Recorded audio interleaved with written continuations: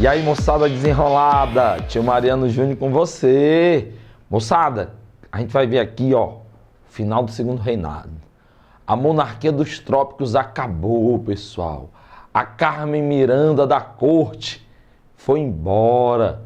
Dom Pedro II, cara, muito louco isso. Como é que Dom Pedro II tinha, assim, um mega poder em suas mãos? Ele era mais poderoso que um Hadouken. E o cara, em menos de 10 anos, ele perdeu tudo. Como é que ele perdeu o apoio dos principais pilares que mantinham o seu Estado?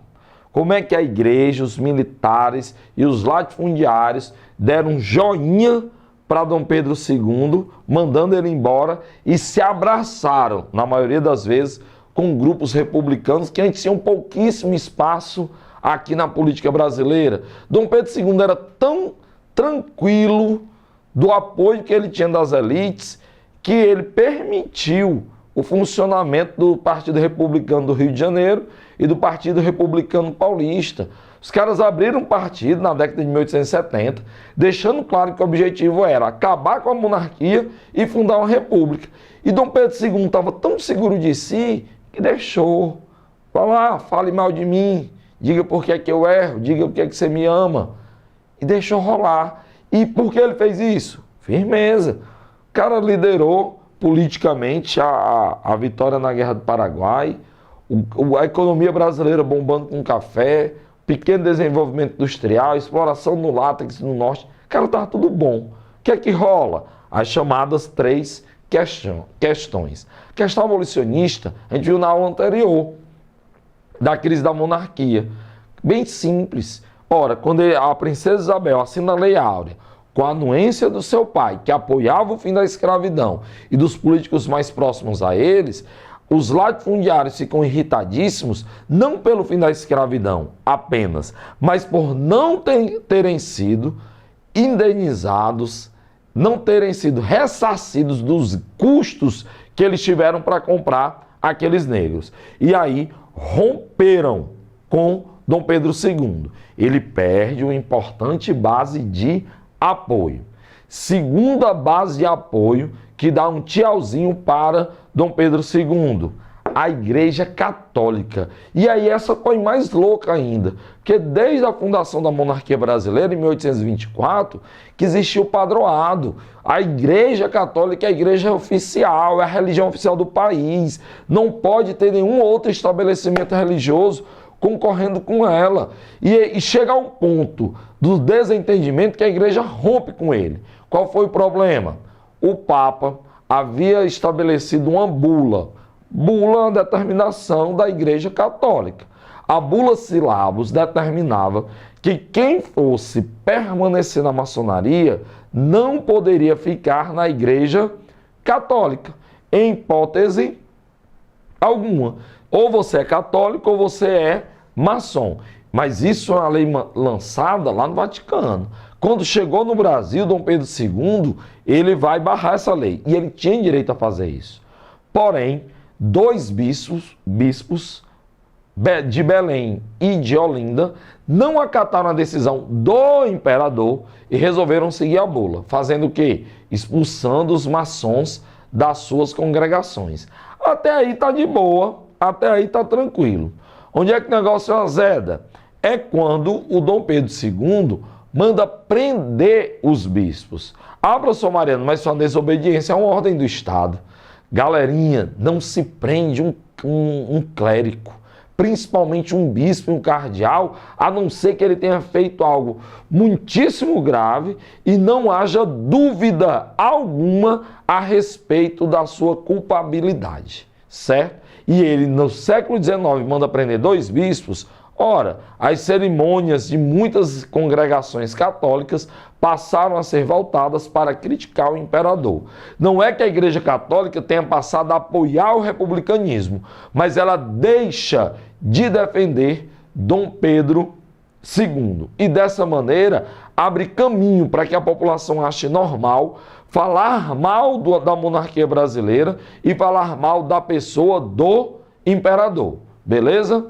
E a terceira coisa que vai atingir duramente Dom Pedro II é a questão militar. E são justamente os militares que irão liderar o golpe do dia 15 de novembro de 1889, da proclamação da República. Qual foi o problema com os militares? O Brasil sequer tinha exército até a Guerra do Paraguai. A nossa principal força militar qual era? A Guarda Nacional, formada e liderada por latifundiários e por seus jagunços. Assim era defendido o Estado brasileiro e mantida a ordem interna. O problema é que com a Guerra do Paraguai era necessária a formação de um exército e de uma marinha de guerra de grande porte para poder atacar o inimigo externo respeitável, no caso Paraguai. O exército foi formado, a marinha foi formada, cumpriram o seu papel, venceram. Quando eles voltam da guerra, o que é que eles trazem em suas mentes? Cara, na Argentina, no Uruguai e no Paraguai, o exército ele é protagonista. O exército ele é uma liderança política de peso. E no Brasil, o que é o exército? O exército é tão importante quanto o terceiro goleiro de um time de futebol. Ninguém sabe quem é, sabe nem porque o cara tá ali. Precisa nem treinar. Só entra em casos gravíssimos, o jogo já está perdido. Esse era o exército. Cara, e aí eles pensaram, vencemos, Dom Pedro II agora vai nos valorizar, Dom Pedro II vai nos dar uma moral. O que é que Dom Pedro II faz? Nada pelo exército. Sequer ele comparece ao baile de homenagem a ele mesmo pela vitória. E aí o exército fica ressabiado. Para completar esse problema entre o exército e o imperador, já que o exército não tinha valorização política, que achava que merecia, não recebia os salários dos soldados e oficiais que achavam que mereciam, eles passaram a questionar o imperador da necessidade de valorizá-los, e o imperador reage como? Punindo, mandando oficiais para a reserva, transferindo comandantes para regiões inóspitas, pegou lideranças do movimento militar do Rio de Janeiro e mandou para Corumbá, no Mato Grosso. E isso foi causando um desgaste natural entre o imperador e os militares. Qual o resultado disso? De repente, Dom Pedro II está isolado, moçada. Ele nunca teve apoio popular. O povo admirava Dom Pedro II, respeitava a sua figura de cabelos e barba branca, mas ele não era um cara que o povo amava. Havia uma admiração, mas também uma distância. Ele não tem apoio da classe política, porque brigou com os latifundiários em relação à abolição da escravatura, não tem apoio da igreja, não tem apoio do exército. O que é que vai acontecer? O imperador está isolado. E o pior, ele estava tentando organizar a transição para o terceiro reinado, para a terceira monarquia dos trópicos, entregando mais poderes à sua filha, a princesa Isabel. E qual vai ser o resultado disso? Com a abolição da escravatura, Isabel ganha a antipatia de grupos conservadores fortíssimos, que ou vão apoiar o golpe da República ou vão se eximir de defender os monarcas. Diante disso, a monarquia brasileira irá cair. A monarquia brasileira irá ruir, dando espaço para a República.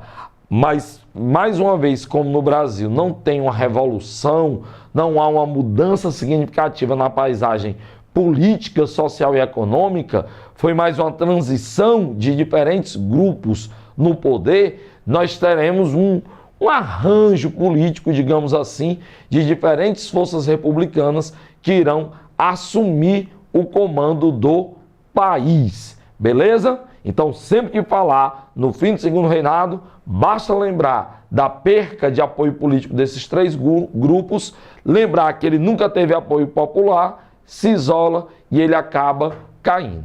Fechado? Desenrolado.com, seu colégio na internet. Um abraço, tio Mariano.